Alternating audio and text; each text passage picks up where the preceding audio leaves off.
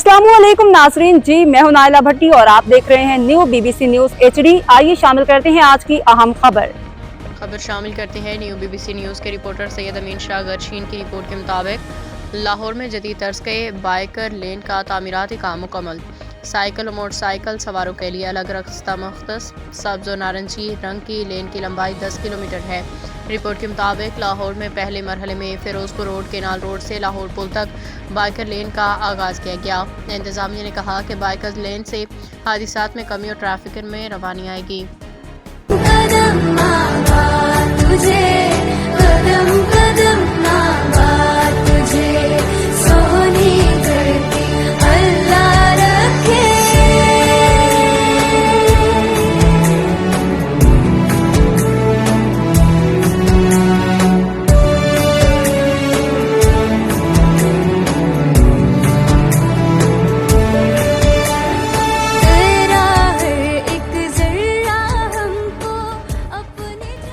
अब तक के लिए इतना ही। मज़ीद खबरों और अपडेट्स के लिए देखते रहें न्यू बीबीसी न्यूज HD।